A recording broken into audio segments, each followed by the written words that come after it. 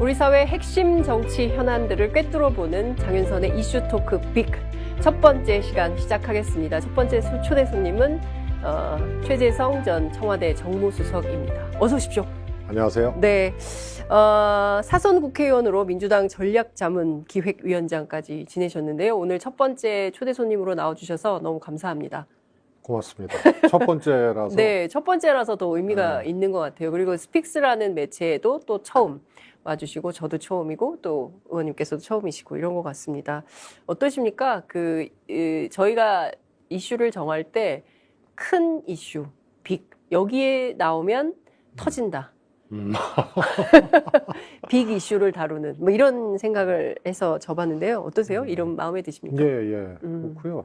네. 특히 이제 스픽스라는 게 처음 들었을 때 네. 그 아메리카 스픽스가 있었거든요. 네. 클린턴 참모가 그냥 예스냐 노냐 의석을 결정하는 주체로서의 시민이 아니고 조금 더 효율적인 토론을 통해서 책임 있는 결정을 할 수 있는 그 방법을 연구를 한 거예요. 그래갖고 그 아메리카 스픽스가 소위 집단 토론 이런 이제 전형을 만들었고 또 이게 코리아 스픽스라는 데도 있어요. 그래서 이게 직접 민주주의나 또 시민들의 참여를 확대하기 위한 그 새로운 토론 방식, 특히 이제 집합 토론, 그 전형을 여는 이 연상이 딱 돼가지고.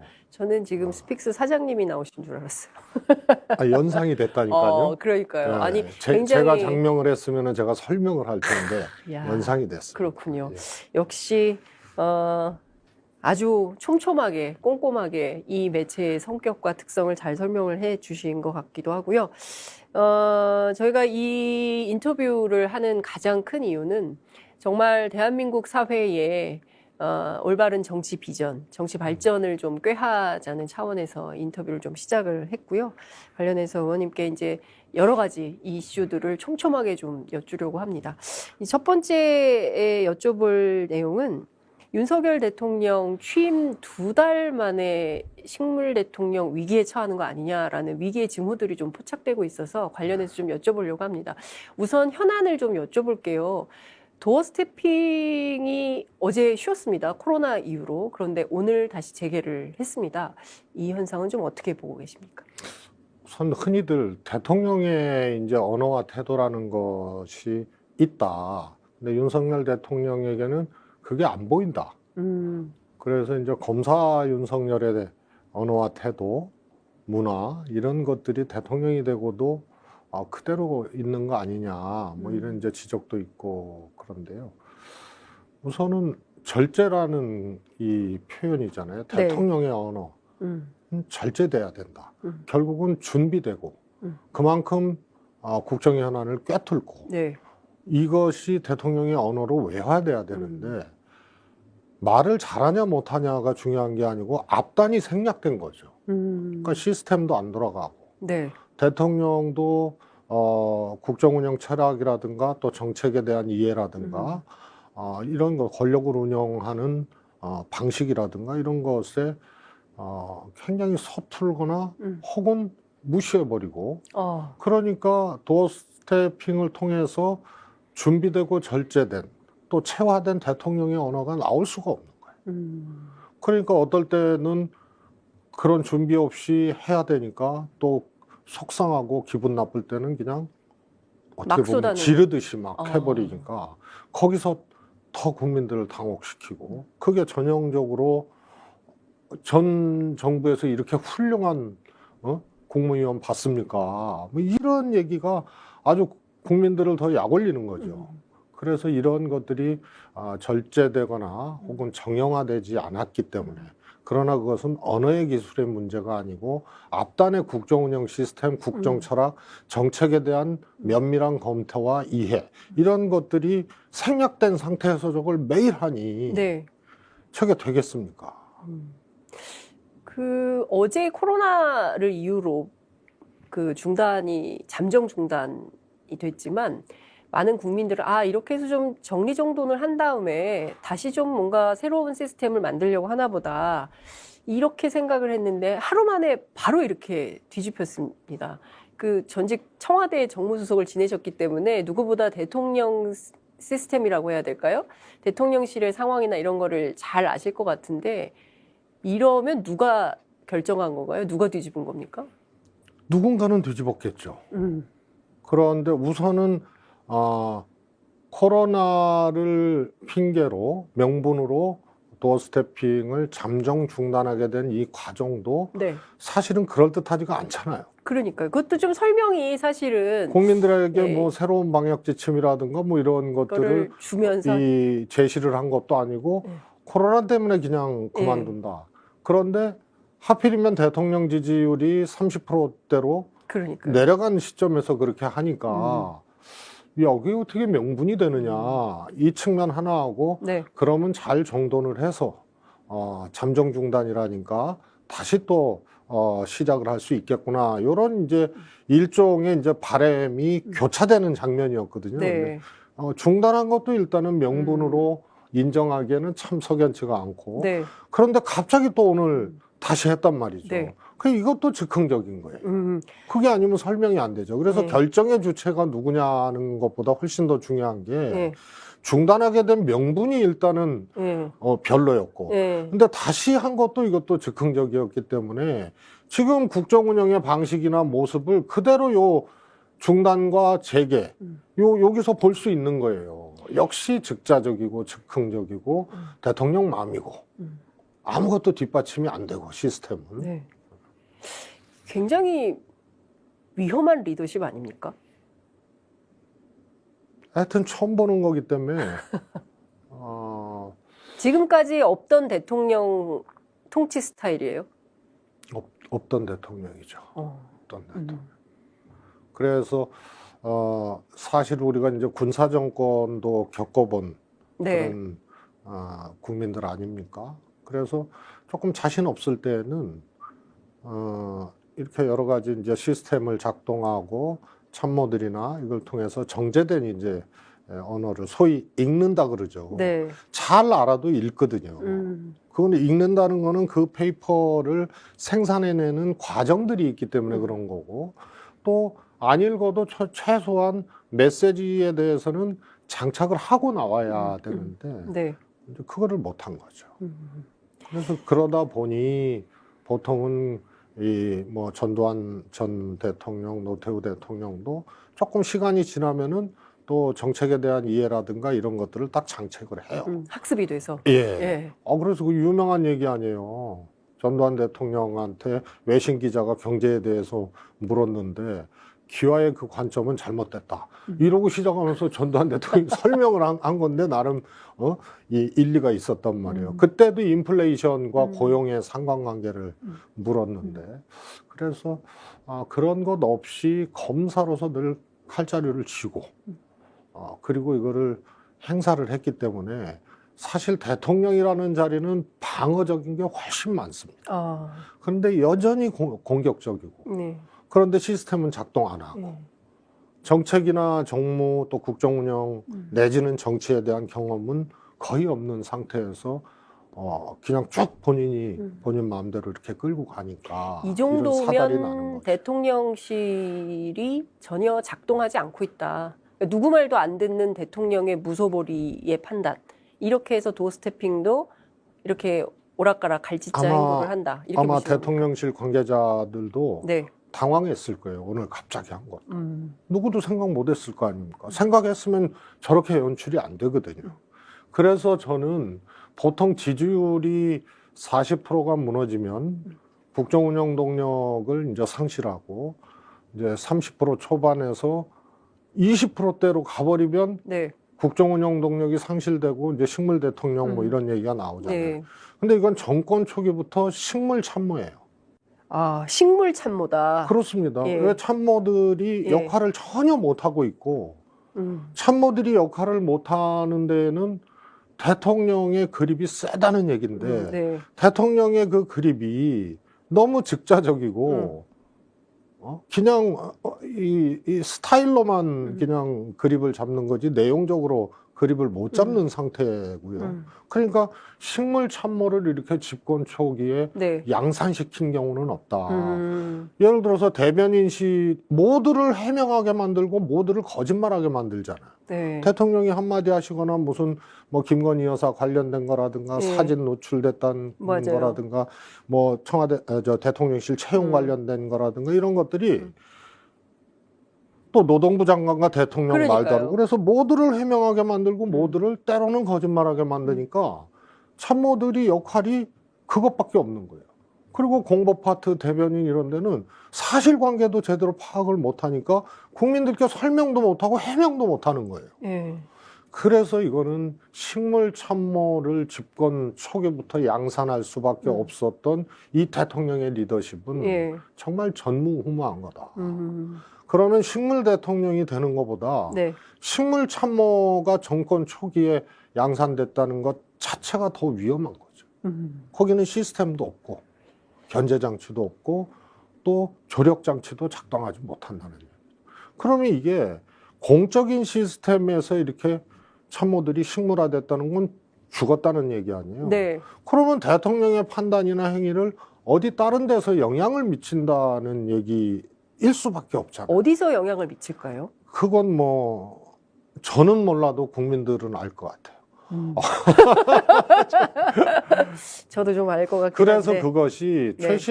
최순실 씨의 경우에는 박근혜 전 대통령과 최순실의 특수관계에 따라서 국정농단이라는 것이 헌법에 보장된 정상적인 이 대통령의 통치행위, 네. 그다음에 국정운영 시스템을 사적인 관계에 의해서 이것을 흔든 거거든요. 네. 그래서 국정농단이거든요. 근데 그건 최순실 개인이었어요. 예. 그런데 이거는 뭔가 새로운 이 국민이 역할을 부여하지 않은 새로운 권력 집단 여기서 작동하지 않으면 네. 공식적인 참모 라인이 이렇게 무기력하고 아무 역할을 못하는 식물 참모 라인이 된다는 게 있을 수가 없는 거 아닙니까? 굉장히 중요한 말씀을 해주셨어요. 국민이 선출하지 않은 새로운 권력 집단이 대통령을 움직이고 있다. 이거는 국민들이 선출하지 않은 권력이 사적으로 움직이고 있다는 건데, 만약에 이게 개인이 아니라 집단으로 존재한다면 이거 굉장히 위험한 상황 아닙니까? 그게 이제 최순실 개인의 국정농단 사건하고는 질이 다른 거죠. 그렇죠. 만약에 실제로 작동하고 있다면 이거는 조직적 국정농단 사건이죠. 조직적 국정농단. 그렇죠. 조직 범죄가 원래 더 위중한 건데, 그죠? 이게 참 뭐 그러지 말아야 되고 네. 그런 일이 안 일어나야 되지만 굉장히 우려스러운 거죠. 근데 이게 얼마나 사실은 위험한 거예요. 네. 한 개인의 문제도 아니고 무언가 하여튼 공적인 라인은 전혀 역할이 없고 작동이 안 돼요. 네. 말씀해 주신 대로 지금 공적 라인이 사실상 사문화되고 힘을 전혀 받지 못하고 사적인 어떤 영역에서 계속 대통령의 일이라고 볼 수 없죠. 이게 국정이 이렇게 움직이는 거니까요. 국민들 입장에서는 지금 매우 불안하고 위험한 뭐 이런 상황에 있다고 볼 수 있는 건데, 예전에 의원님께서 예측하신 바 곧 40%대가 무너질 거다라고 지난주에 말씀하셨어요. 근데 실제로 그렇게 됐거든요. 그리고 어제 KSOI 조사에 따르면 34%대까지 주저앉았습니다. 그리고 부정평가가 60%까지 올라왔어요. 이게 사실 정부를 맡은 쪽에서는 이거 굉장히 위험한 시그널이고, 이 정도 상황이면 윤석열 대통령에게 정부뿐만 아니라 뭐 실무자들은 제외한다 하더라도 여당에서 이렇게 하시면 아니 되옵니다. 뭐 이런 게 막 제기가 돼야 되는 상황 아닙니까? 근데 여당의 역할이 있다고 볼 수 있습니까, 지금? 곧 터져 나오게 돼 있죠. 곧? 예. 이게 이제 정치 스케줄에 따라서 정치인들의 행동은 나타나거든요. 네. 선거를 앞두고 제일 크게 나타나고. 그러니까 우리가 대선, 총선 앞두고 정당들이 요동치잖아요. 네, 그렇죠. 당권 경쟁도 그렇고 이 요동치는 이유가 큰 선거기 때문에. 네. 다시 말해서 의회 권력을 획득하는 경쟁인 총선, 큰 선거잖아요. 그 다음에 대통령 권력을 놓고 경쟁하는 거 음. 큰 선거죠. 이때마다 정치가 요동쳐요. 그렇죠. 그런데 이제 총선 2년도 안 남았잖아요. 네. 그런데 한 1년 전부터 야, 우리 당이 이렇게 가면 망하겠다 하면은 그 리더십에 대해서 문제 제기를 하는 거예요. 그래서 총선 끝나고 반발하는 것이 아니고 선거 전에 이렇게 가면 안 되겠다 싶으면 여당은 대통령의 리더십에 대해서 문제 제기를 하는 거고 네. 야당은 당대표라든가 주류의 리더십에 대해서 문제를 제기를 하게 되고 이렇게 네. 되는 건데 지금 유례 없이 집권 초에 30%대를 기록하고 제가 보기에는 추석 차례상에 네. 안 좋은 메뉴들만 올라가기 때문에 뭐 좀 정정을 하자면은 40% 무너진다는 거는 20일 전에 얘기했고 네. 요 추석 차례상에서 이제 완전히 어려워질 것이다라는 것은 이제 한 열흘 전에 얘기를 했습니다. 벌써 다른 매체에서 예. 열흘 전에. 그런데 그럴 수밖에 없죠. 왜냐하면 반전의 모멘텀이라든가 요소들이 보여야 되는데 이거는 그냥 아주 기본적인 어떤 기초가 있는 상태에서 그 시기에 따라서 또 현안에 따라서 유불리 때문에 지지율이 올라가고 내려갈 수가 있는데 이거는 국정 운영의 기초, 정치의 기초가 작동되지 않은 상황에서 그냥 대통령의 리더십이 막 돌발적으로 난무하는 거거든요. 그리고 뭐 말씀드렸다시피 시스템이나 참모는 식물화돼 있고 그러면은 반전의 모멘텀이나 요소들이 안 보이는 거예요. 정책에서 보이겠습니까? 정무에서 보이겠습니까? 그래서 결국은 추석 차례상에 안 좋은 메뉴들이 올라가서 여기서 굉장히 더 추락할 수밖에 없다. 그러면은 이제 그때부터 터져 나오는 거예요. 그래서 내가 보기에는 집권 여당 국민의힘에서 대통령의 리더십이나 국정 운영 방식에 대해서 문제 제기하는 것도 유사이래로 가장 빨리 나올 수밖에 없다. 그러면은 저게 정말 집권 세력이 늪으로 빠지는 거예요. 그게 연내에 진행될 수도 있다고 봐요. 연내에. 추석이 9월 달 아니에요. 네. 근데 반전의 모멘텀이 없어요. 없어요. 근데 대통령의 리더십은 매우 특이하고 유례 없어요. 시스템은 돌아가지 않고 참모들은 식물화돼 있어요. 그런데 경제 상황은 또 안 좋아요. 뭐 더 들어가면은 복잡해지는데 이번 비상경제 대책을 보고 내용을 떠나서 그걸 대처하는 방식 있잖아요. 네. 이걸 보고 정말 깜짝 놀랐어요.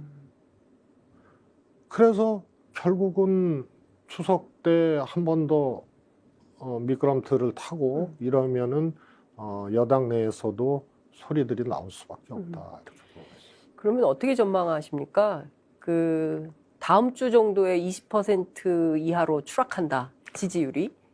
그렇게 보십니까? 저는 뭐 그런 속도까지는 좀 너무 너무 빠르고요. 과하고, 예. 예. 원래 지난 지방선거 때는 하여튼 국민의힘이 승리를 했잖아요. 근데 그때는 어떻게 보면 저는 강요된 지지였다고 봐요. 유권자들에게. 왜냐하면 너무 정권 초기니까. 네. 야당에게만 표를 주자니 정권 초기 때문에 네. 그래도 윤석열 정부에 대한 어떤 기대치라든가 이런 것들을 버리고 싶지 않은 시기예요.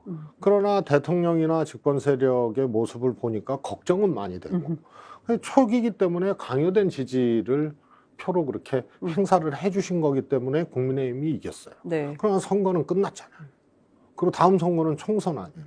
그렇기 때문에 유권자들이 크게 갈등할 만한 소위 말해서 권리 행사의 딜레마라든가 네. 이런 고민들이 일단 없는 거예요. 그러면 정당과 정치라는 게 그거 아니에요. 자신들의 생각이나 노선들을 국민들에게 제시를 해서 선거 때는 표 달라 그러는 거고 평소에는 지지해 달라 그러는 거거든요. 네. 그래서 지지율이 무서운 거예요. 그래서 저는 하여튼 겪어보지 못한 일들이 이제 우리 눈앞에 펼쳐지고 있고 펼쳐질 것이다. 올해 안에 추락한다라고 전망하시는 이유는 집권 세력 내에서의 네. 균열. 대통령에 대한 문제 제기 네. 이게 터져 나오기 시작하면은 사실 간단치가 않거든요. 이거를 가장 빨리 지지율이 추락한 네. 윤석열 정권이지만 가장 빨리 대통령을 들이받는 아, 이게 가장 빨리 시작되는 또 음. 집권 세력이 될 거다. 야, 이게 지금 사실 지금 말씀해 주시는 게 다 이게 현실화가 된다면 국민들로서는 대단한 또 불행의 위기를 맞게 되는 이런 상황인 것 같고 이러면 탄핵까지 가는 겁니까? 너무 이릅니까? 뭐 진짜 그런 문제는 가정하고 얘기할 수가 없죠. 근데 저는 하여튼 경험하지 못하고 상상 영역 밖의 일들이 집권 세력 발로 나타날 것이다 그렇게 보고 있습니다. 그 말씀 주신 대로 앞서 이제 경제 문제, 비상경제 대책 그 회의하는 모습 보고 깜짝 놀랐다 이런 말씀을 좀 주셨는데요. 연동해서 좀 여쭙고 싶은 게 지금 경제가 매우 어렵고 물론 우리만 어려운 건 아니고 그 러시아 우크라이나 전쟁 때문에 세계가 어렵고 미국이 오히려 더 물가가 폭등한 뭐 이런 측면도 있고 유가가 높기 때문에 사실 모든 것에 영향을 미치는 이런 상황이라는 것은 국민적 이해가 있습니다. 그럼에도 불구하고 정부의 정책이 손에 잡히는 정책이 잘 안 보인다. 근데 경제만 그러냐? 외교 안보도 그렇다. 그러니까 실제로 100일 안에 뭔가 정책적 성과 우리 정부는 앞으로 이런 것을 하려고 합니다라는 목표와 노선, 의제 설정 뭐 이런 게 되어야 되는데 윤석열 정부는 그게 안 보인다. 이런 비판을 많이 하고 있는데요. 의원님 보시기에는 좀 어떠십니까? 우선 지금 경제 상황이 뭐 윤석열 대통령, 이 정부 그리고 또 대한민국만의 무슨 잘못으로 닥쳐온 이 어려움이 아니거든요. 그건 다 알잖아요. 네. 그런데 우선 대통령 취임사가 하나 있었고요. 그 다음에 국정과제가 있었잖아요. 네. 발표한 게. 여기부터 잘못됐어요. 그래서 저는 대통령 취임사 보고 깜짝 놀랐어요. 이게 뉴라이트 선언문이다. 거기 내용을 보면 대통령의 생각을 읽을 수가 있는 거 아니에요? 그리고 초고를 놓고 직접 탈고를 했다는 거 아니에요. 네. 그러면 거기 신자유주의에 대한 이제 그 엿볼 수 있는 대목, 그 다음에 경쟁으로 내몰거든요. 그러고 이제 시민연대를 얘기를 하고, 그래서 교육받을 수 있는 교육과 경제적인 일정 부분의 기반이 없으면 누구도 이 인권이나 어떤 자유로부터 이 자유를 누릴 수가 없다. 이게 전형적인 이 극우 보수의 논리예요. 그래서 거기서 뭐 소위 말해서 자유를 강의를 하신 거죠. 국민들에게 대통령으로서 앞으로의 국정운영 방안을 취임사에서 제시한 게 아니고 교육을 한 거거든요. 강연을 한 거거든요. 이번에 이제 비상경제대책 보면은요, 우선은 내용을 떠나서 첫 번째 기재부 차관이 주재를 해요. 주제를 했어요. 근데 이거는 이미 문재인 정부 때도 이런 적이 있습니까? 아이고 그거는 코로나 상황에서 경제대책은 대통령 주재로 했죠. 그리고 이거는 그때보다 훨씬 더 큰 위기가 온 거고 돌발적으로 온 게 아니고 예견됐던 거거든요. 문재인 정부 때 마지막에 소위 DSR을 강화했던 거는 네. 부동산에 대해서 조금 가격이 너무 오르고 하니까 이것을 좀 막고자 하는 측면이 심리적으로는 왜 없었겠어요. 그러나 예견됐던 금리 인상이나 이제 테이퍼링 네. 이런 것을 놓고 DSR은 좀 규제해야 된다는 이게 이제 포함된 거거든요. 그런데 이게 예견됐던 위기가 왔어요. 왔는데 기재부 장관이 주재하고 이틀 후엔가 장관이 나타나고 대통령은 그로부터 한참 후에 대통령이 그런데 거기서 또 거짓말을 해요. 우리는 이미 비상경제 체제로 전환했다. 비상경제 체제라는 거는 그야말로 결정권자인 대통령의 주재하에 이런 것을 의견을 모으고 또 회의를 해야 되는데 대통령이 한참 후에 후반전 끝나고 연장전쯤에 등장한 격이에요. 그러니까 그래서 이게 네. 과연 뭐냐? 위기에 대한 상황 인식을 절실하게 못한 거죠. 그 다음에 두 번째로 내용적으로 황당한 거예요. 첫 번째 비상경제대책 회의하고 네. 발표한 내용 보면요. 본인들이 제목을 향후 5년 윤석열 정부의 경제운영 기조라고 발표를 했어요. 왜냐하면 비상경제대책 내용이 아니니까. 90%가 부동산 대책이었거든요. 그리고 일부가 이제 네. 세제, 법인세 낮추고 네. 뭐 이런. 그러니까 제목을 비상경제 상황에서 제목을 향후 5년 동안의 경제운영 기조라고 발표하는 이런 황당한 일이 일어난 거죠. 그리고 이제 뭐 내용적으로 따져보면 부동산 그 정책 발표한 것도 앞뒤가 안 맞는 거예요.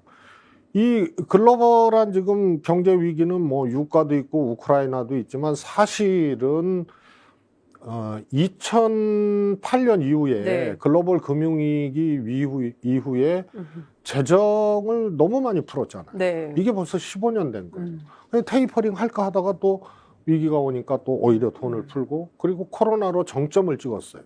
그래서 대한민국이 돈을 제일 조금 썼고 네. 다른 나라는 어마어마하게 풀었단 말이에요. 요게 이제 합쳐져서 이게 온 거거든요. 그 예견될 수 있었던 거예요. 그러면은 제일 먼저 대출을 쪼여야죠. 네. 그런데 신용대출 늘려놓고 뭐 생애 최초 주택이지만은 대출 규제 풀어놓고 앞뒤가 안 맞는 거예요. 그러니까 뭘 하겠다는 건지에 대한 컨셉을 잘 잡기 어렵다. 그리고 경제 그러니까, 위기가 오면요. 네. 아니, 어렵죠. 왜냐하면 대통령도 컨셉 잡기 어려운 게 딱 증명이 되니까. 왜 되겠어요? 그래서 저는 경제 관료들 있잖아요. 네. 저는 검사 일색의 인사, 권력의 길목에는 검사들이 있잖아요. 네. 국정원 기조실장, 청와대 인사, 법무, 공직기강 뭐 그렇죠. 심지어는 총리 비서실장까지. 그래서 그 길목에는 쫙 있거든요. 근데 하나도 윤석열 정부의 걱정스러운 인사 중에 하나가 기재부 출신들이 쫙 깔린 거예요. 그렇죠. 지금 기재부와 검찰. 그런데 네. 기재부 출신들이라도 제대로 작동을 했으면 좋겠는데 권력의 생리가 그렇지 않잖아요. 경제 전문가, 경제 관료라 하더라도 자신들의 의견이 그대로 관철되기가 어렵고 네. 정무적인 과정을 통해서 관철을 시키느냐 못하느냐의 문제인데 이 정무적인 과정은 검사 실세들이 다 잡고 있는 거예요. 네. 그런데 기재부 출신이 대통령 비서실장, 그다음에 대통령실의 정책실을 없애면서 경제수석이 비서실장 옆으로 갔잖아요. 밑으로. 그다음에 뭐 당연히 기재부 장관, 경제관료, 총리 경제관료, 기재부 출신. 네. 그런데 경제정책에 대한 목소리가 안 들려요. 그러면 역대 이렇게 기재부 출신들이 많이 포진돼 있는데. 근데 그것도 요직에 포진돼 있는 경우가 없는데 여기서 뭔가 작동을 안 하고 있어요. 아마 본인들이 부끄러울 거예요. 비상경제 대책을 대응하는 정부의 과정, 아까 얘기했지만 네. 기재부 차관 이것도요 건의를 했을 수 있고요. 경제 라인에서. 그리고 아니면은 대통령의 정무 라인에서 이거 해야 된다고 했을 수도 있는데 너무 늦은 거죠. 이거에 대해서 경제 관료들은 자기들이 경험도 있고 다 있을 텐데 왜 기재부 차관이 저 주재를 하고 대통령이 주재하는 데까지 그건 지금 한 달 가까이 걸린 거예요. 그러니까 지금 보면 권력을 잡는 데는 급급했지만 권력을 잡아서 어떻게 정부를 운영할 것인가에 대해서는 사실 로드맵이라든가 생각 자체가 없었던 거 아닌가라는 국민적 의문을 갖게 되는 상황입니다. 아니죠. 쿠데타를 통해서 잡은 사람도 있잖아요. 네? 근데 사실은 과정은 당연히 민주적으로 선출 과정을 거친 윤석열 대통령인데 소위 말해서 권위주의 정권이나 군사 정권이 있잖아요. 그때도 이렇게까지 이렇게는 안 했다는 거죠. 이러진 않았잖아요. 그 왜 그럴까에 대한 의문이 들잖아요. 네. 그래서 대통령이에요. 제왕적 대통령 제하에서 모든 잘못은 대통령이죠. 대통령의 리더십이 너무 특이한 거예요. 좋게 얘기해서 특이한 거죠. 나쁘게 얘기하면 뭡니까? 듣도 보도 못한 거죠, 이거. 듣보잡. 네. 뭐 무슨 정상적인 궤도로 뭐를 하면서 잘 모르거나 혹은 또 오류가 나거나 이러면은 얘기를 할 수가 있는데 이거는 납득이 안 되는 과정, 이해가 안 되는 과정이 계속되니까 아마 참모들도 어떻게 할지를 모를 거예요. 야, 이거 진짜 심각한 상황인데요. 그러면 올해 안에 윤석열 대통령 식물 대통령 된다. 이렇게 보시는 겁니까? 저는 식물 대통령은 본인이 안 할 것 같아요. 본인이 보통은 지지율이 떨어지고 떨어지면 국정운영 동력이 상실되면 식물 대통령인데 리더십도 매우 특이할 뿐더러 인정을 안 한다는 거죠. 그렇죠. 음. 그리고 그 정도의 고난은 검사 시절에 겪었다고 생각하는 또 경험적 믿음이 있는 거죠. 그래서 저는 본인은 식물 대통령이라고 생각을 안 하고 국민들은요? 국민들은 생각을 하죠. 국정운영 동력은 떨어져요. 근데 윤석열 대통령이 겪어보지 못한 게 있죠. 어떤 건가요? 대통령, 대한민국에서의 대통령은 정치적으로 운명이 어떻게 되는지 이것은 겪어보지 못했잖아요. 그런데 집권당에서부터 대통령을 공격하거나 문제 제기하기 시작하면 아무것도 못하게 돼 있습니다. 우리가 노무현 대통령 시절에 노무현 대통령이 그야말로 집권 하반기에는 그냥 비판이 아니고 저주에 가까운 비난이었잖아요. 그때 집권당 내에서 열린우리당 내에서부터 의정단상, 본회의장 의정단상에서부터 집권당 의원이 대통령을 공격하고 말이에요. 하여튼 난리가 아니었죠. 윤석열 대통령이 경험해보지 못한 거예요. 그래서 그동안 갖고 있었던 윤석열 대통령의 방식, 리더십 이런 것은 한계가 있다는 것을 보고 네. 과거의 대통령, 대한민국에서 정상적으로 선출됐던 대통령이 어느 때 흔들리고 어느 때 위기가 오고 본인의 의지와는 무관하게 어려움을 겪을 수밖에 없었던 결정적인 게 결국은 집권 여당과 대통령이 엇박자가 나고 대통령을 집권 여당에서부터 공격하기 시작할 때 주저앉는 거란 말이에요. 지금 진단해 주신 이 내용을 오롯이 윤석열 대통령이 좀 직접 보시고 좀 본인의 생각을 바꾸지 않는 한 윤석열 정부의 새로운 태도는 만나기 매우 어려울 거다. 이런 진단을 해주신 것 같습니다. 국민들 보시기에 매우 답답한, 그러나 이대로는 안 되겠다고 생각하는 국민들이 또 움직일 수밖에 없는 이런 상황이 아닌가라는 생각이 좀 들고요. 저희가 이제 윤석열 정부 진단을 하면서 동시에 이제 여당 얘기 조금 하고 민주당 얘기를 좀 해야 될 것 같아요. 두 번째 이슈인데요. 이준석 대표가 매우 곤란한 상황에 처했습니다. 아마도 이제 결별을 하는 수순 아니냐, 이제 이런 얘기가 나오고 이미 차기 당권 주자는 누가 좋겠다 이런 여론조사까지 이제 다 나온 이런 상황입니다. 안철수 의원이 1위예요. 안철수 의원이 새 여당 대표가 될까요? 이 사태는 어떻게 마무리될 거라고 전망하세요? 우선은 이제 전당대회를 해야 된다는 얘기고, 임시 전당대회를 안 하게 되면은, 그거는 이제 1년을 기다려야 된다는 얘기잖아요. 그래서 이제 정기 전당대회를 통해서 총선 당대표를 뽑는 건데, 뭐 두 가지 길이 있다고 봐요. 의총에서는 이것을 거리가 아니고 사고로 규정을 했는데, 사실 당원 당규 해석권이 뭐 국민의힘도 그럴 거예요. 당무위원회에서 있을 텐데 네. 거기서 이것을 대표를 뽑아야 된다라고 해석을 할 수도 있거든요.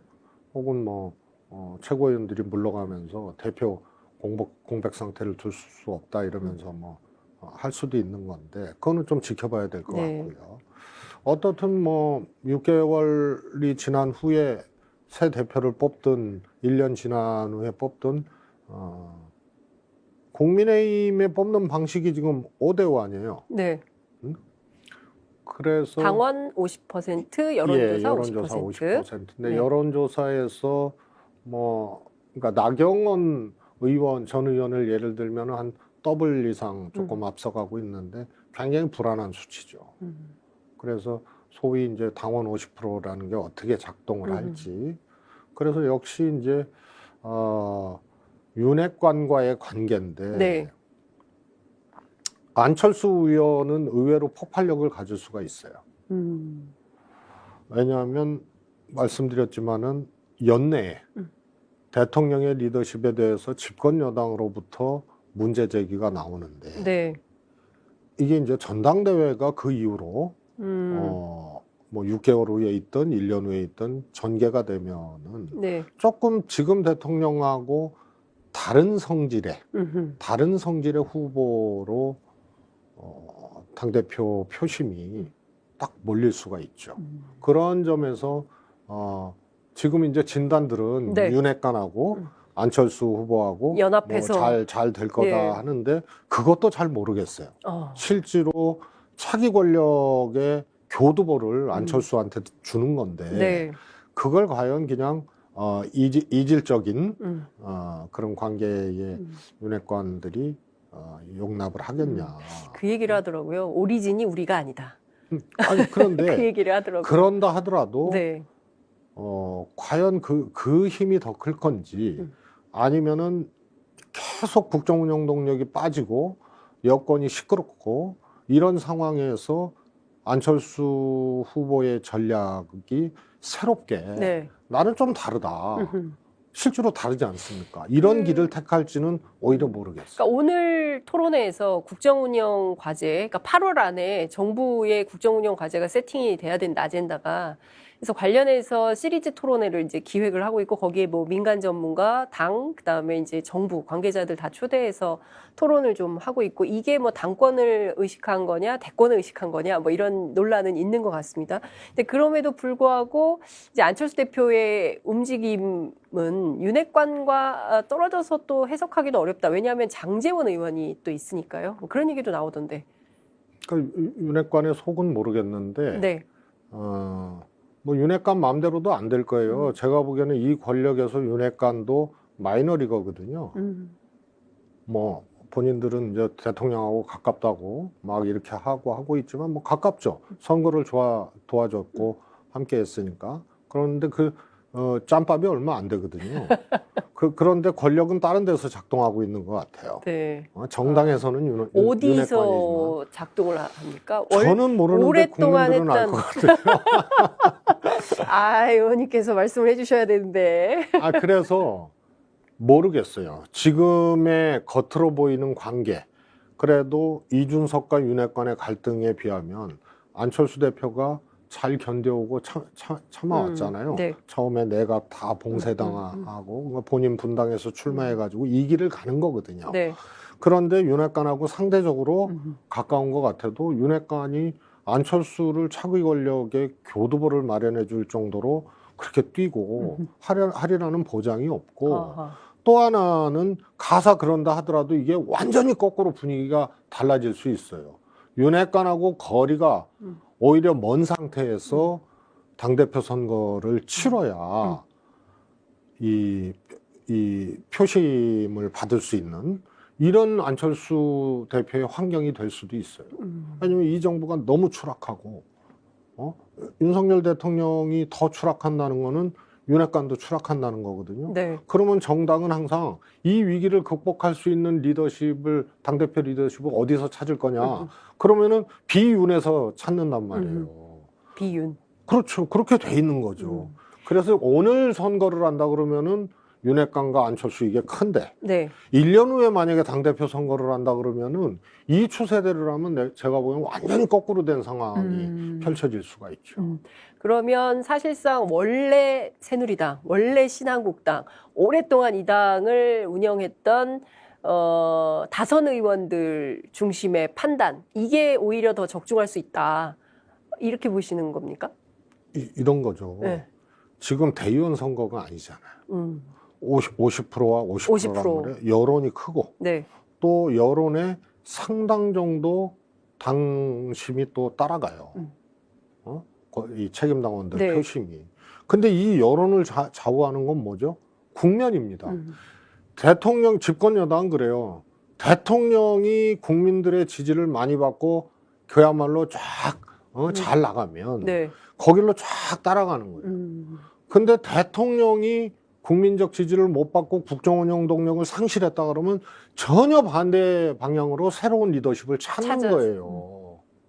그래서 2007년도 이후로 대선 12월 패배 이후로 민주당은 소위 말해서 친노들 패족이라는 얘기까지 나온 거죠. 그때는 친노 리더십으로 노무현 대통령 리더십으로 안 되는 거고 정반대의 리더십이 필요했던 거예요. 위기 상황이었기 때문에.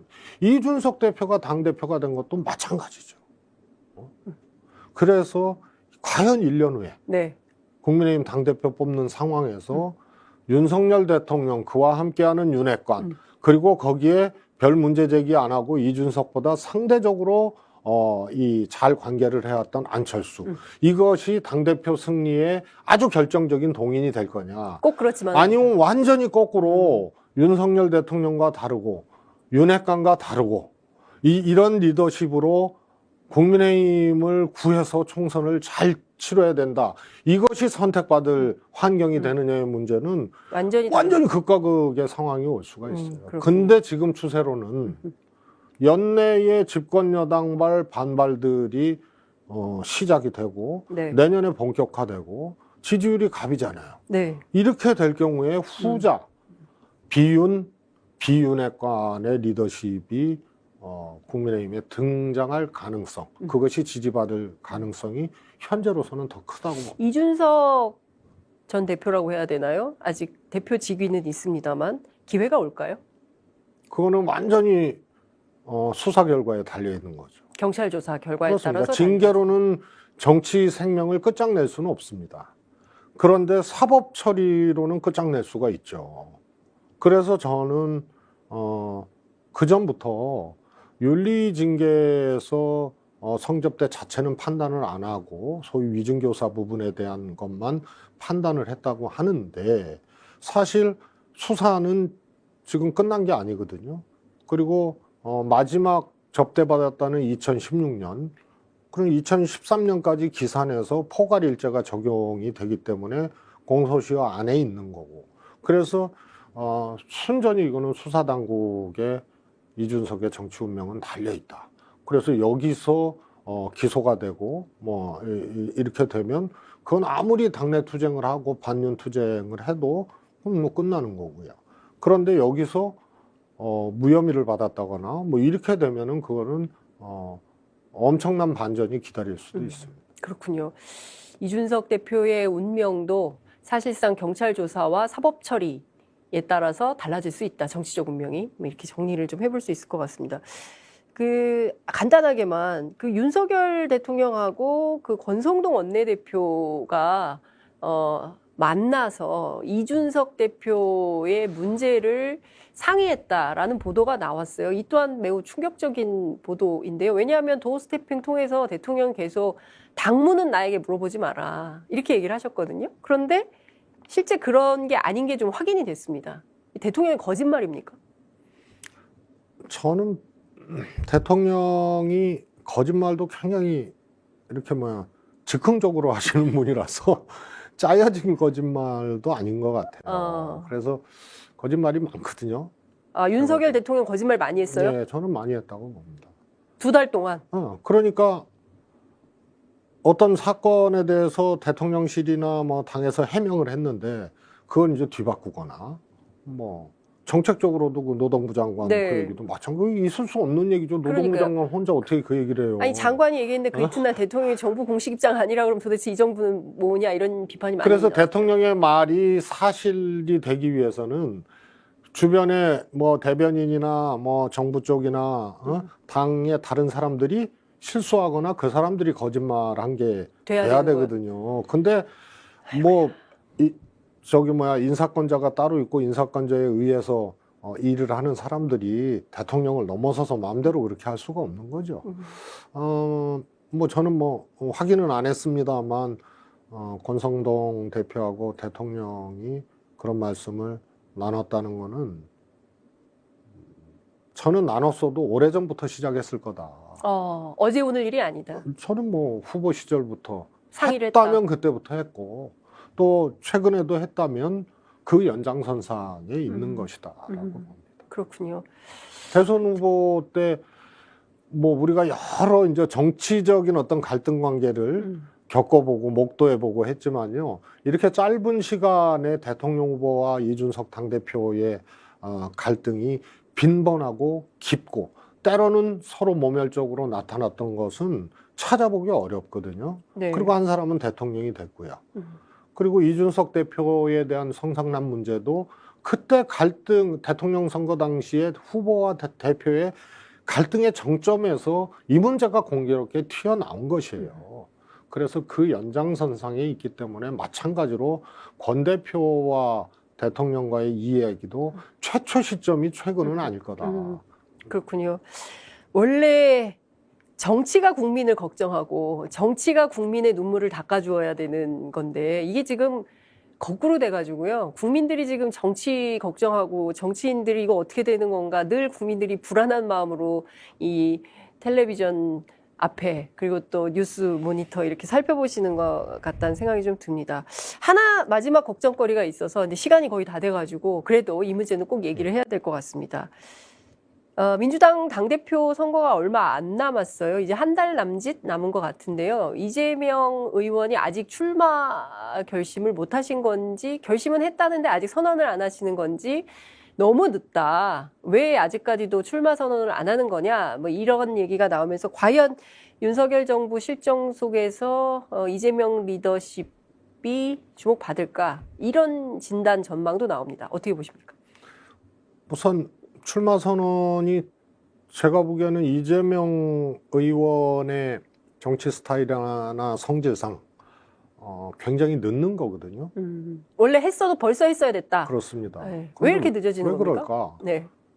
그러면 이재명 의원 스스로가 대통령 선거 이후에 개항 출마를 하고 뭐 이랬던 과정들이 있잖아요. 네. 그래서 요 앞단에 본인의 판단과 행보가 국민들의 지지를 얻지 못했다는 것을 잘 알고 있기 때문에 저는 굉장히 지금 스타일에 안 맞게 늦추고 있는 거라고 봅니다. 그런데 우려하는 것이 그런 거 아니에요? 지난번 지방선거 때 개항을 보궐선거에 이재명 후보가 나왔을 때 어게인 대선 다시 대선 구도로 만들게 되는 것을 우려했던 거 아니에요.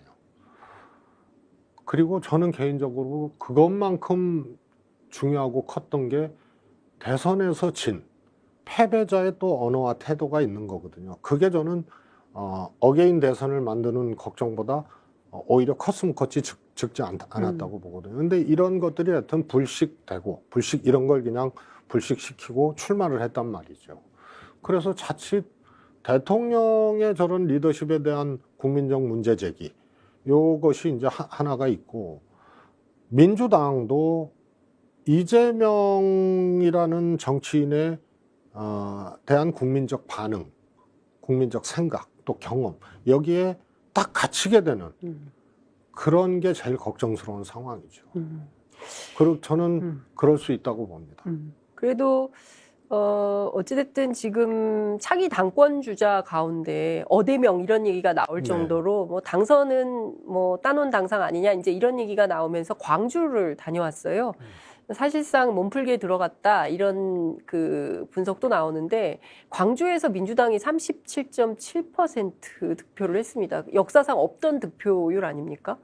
득표가 아니고 투표. 투표. 예. 그러니까 사실상 광주가 민주당 심판했다 이런 얘기가 지방선거 직후에 쏟아져 나왔습니다. 이제 광주 민심부터 좀 달래보겠다 그렇게 해서 좀 다시 한번 세워보겠다 이런 생각일까요? 그렇겠죠. 이제 이런 거잖아요. 선거는 1차 책임이 후보예요. 대통령 1차. 선거는 대통령 후보, 총선은 국회의원 후보. 그 다음에 뭐 당이 있고 또 뭐 더 참모도 있고 뭐 이런 거 아니에요? 조직도 있고.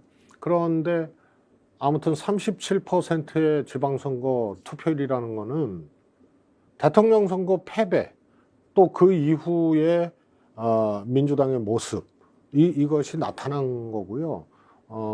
앞으로 회초리를 들겠다는 얘기거든요. 그런데 대통령 선거 후기 때문에 대통령 후보에 대해서 그렇게 한 거예요. 그걸 이재명 후보가 잘 알죠. 그러니까 이제 광주를 간 거죠. 뭐 저는 뭐 그런다고 그게 갑자기 광주의 민심이 달래지거나 뭐 이러지는 않는다고 보는데 간 거는 뭐 아주 정상적이고 잘한 행보다라고 보고 있습니다. 그러나 그런 것으로만 회복되어지기는 어려운 측면들이 있다. 어떻게 하면 회복될 수 있을까요? 지금 사실 민주당 내부에서 뭐 세대 교체론도 나오고 박지원 전 비대위원장의 출마 문제도 이슈가 되기도 하고 또 97세대들이 또 새롭게 좀 해보겠다고 제기를 하고 있지만 실제 뭐 컨텐츠가 없지 않냐, 뭐 이 시대 정신이 부족하다 이런 비판도 나오고 있습니다. 급기야 오늘은 이재명 대 반 이재명 구도의 당권 경쟁이 가속화된다. 이제 이런 보도가 나오고 있습니다. 왜냐하면 이제 출마 러시를 이루고 있기 때문에 그런 건데요. 근데 사실 지금 민주당이 해야 될 민생 현안들이 굉장히 많이 있는데, 물론 이제 원구성 협상도 안 되고 이런 문제도 있긴 합니다만, 그래도 야당으로서 야당 역할을 해야 되는데 이재명이냐 아니냐 이것만 가지고 싸우고 있는 거거든요. 국민들 보기엔 사실 이 점도 매우 답답하다. 이런 상황인 것 같습니다. 좀 해법을 주십시오. 뭐 사실 소위 이제 친문이라고 불리웠던 의원들이 이재명 나오지 마라. 그럼 나도 안 나간다. 이게 참 그것도 조금 이상한 얘기거든요. 서른 의원이 이재명 의원이 출마하면 나도 한다. 이래서 아직도 출마를 그런 거죠. 게 되게 많아요. 저는 이번에 친문 후보들이 나왔어야 된다고 봐요. 지더라도. 지더라도. 네, 왜 이걸 피해갑니까? 그리고 그것이 전해철, 홍영표 비겁하다 이겁니까? 잘못된 거죠. 그러고 내가 안 나가니까 너도 나오지 말아라. 너 안 나오면 나도 안 나간다. 그거는 말이 안 되는 좀 거예요. 치사한 겁니까? 하여튼 치사한 것도 말은 되는 건데 네. 이거는 말 자체가 안 말 자체가 안 된다. 저도 나왔어야죠. 그리고 비주류의 길을 또 당내에서 잘 가는 것도 중요하잖아요. 근데 완전히 열어져 버린 거거든요.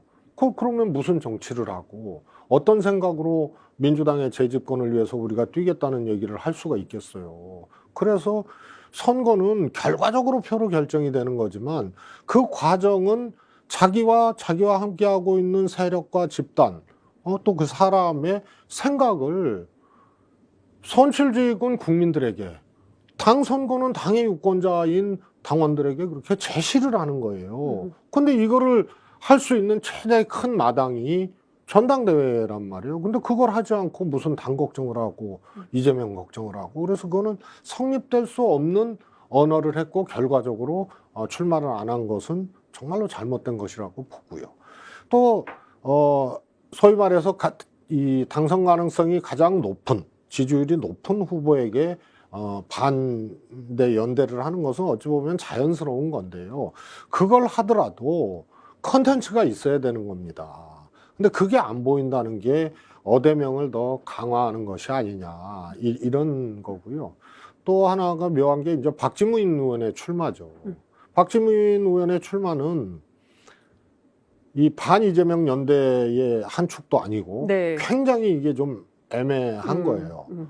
그래서 오히려 박용진 후보, 친명 아닙니까? 친명? 박용진 후보의 지지율을 좀 갈라먹는 게 있고, 또 이재명 후보를 좋아하는 사람과 박지민 후보를 좋아하는 사람은 어차피 이재명 찍게 돼 있어요. 네. 그래서 반명전선도 내용적으로 뭐냐, 그다음에 실제로 외형적인 연대틀도 그게 강고하냐, 이렇게 봤을 때 크게 안 보여요. 그래서 이제 어대명을 강화할 수밖에 없는 출마자의 구도다. 지금 정치 한 8단 되시는 거 아닙니까, 사실? 지금 4선 국회의원이시기 때문에. 아니, 왜냐하면 박지원 원장이 자꾸 정치 9단, 10단 이렇게 말씀하셔가지고 연세가 좀 아직 젊으시는. 정치에 저는 9단 맞으시고요. 네. 근데 정치는 정신적, 육체적 체력이 굉장히 중요합니다. 네. 그래서 9단이라고 꼭 좋은 건 아닙니다. 이게 정신적, 육체적 체력이 네, 고갈되기 전에. 고갈되기 전에. 그래서 저는 영원한 정치 초단. 정치 초단. 정치 초단. 왠지 늘 초심을 가지고 평론하시겠다 이런 느낌이 들기도 하는데. 냉철하고 적극하죠. 냉철하고. 예. 박지원 선배님이 네. 많이 틀렸어요, 예측이.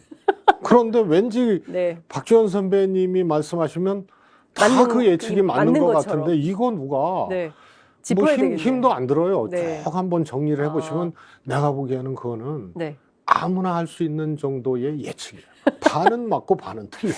알겠습니다. 저희 스픽스에서 이 장윤선의 이슈 톡톡 빅 이 자리에서 박지원 정치구단 그리고 최재성 정치초단 이렇게 두 분 모시고 한번 세게 한번 배틀할 수 있는 그런 날을 저희가 한번 섭외를 해 보도록 하겠습니다. 오늘 그 처음 인터뷰 모셔서 뭐 이러저러한 정치권의 현안을 짚어봤습니다. 어디서도 들을 수 없는 소중한 말씀 해주신 것 같아요. 특히 윤석열 정부와 윤석열 대통령을 향한 쓴소리, 고언은 지금 당장이라도 듣고 좀 수용해야 되지 않을까라는 생각이 드는 정도입니다. 첫 번째 인터뷰 저는 굉장히 재밌고 정말 의미 있게 들었는데 좀 어떠셨습니까? 저도 처음이라 좀 긴장도 하고 그래가지고. 저는 이제 장윤선 진행자분의 그 탁월하신 능력 덕분에 평소 얘기하는 말 속도의 한 1.5배는 빨랐던 것 같고요. 그리고 제 판단 능력과 분석 능력보다 훨씬 더 이건 사람이 한 얘기가 지금 무언가에 의해서 이끌려서 막 쏟아넣게 되는 네. 그런 거 아니었나. 그리고 왠지 이렇게 그 말할 수는 없지만 서로 공감할 수 있는 어떤 언어 뭐 이런 걸로 네. 얘기를 한 시간이 아니었나라는 생각이 좀 듭니다. 오늘 함께해 주셔서 너무 감사하고요. 종종 출연해 주셔서 말씀해 주시면 좋을 것 같습니다. 오늘 너무 잘 들었습니다. 고맙습니다. 네, 감사합니다.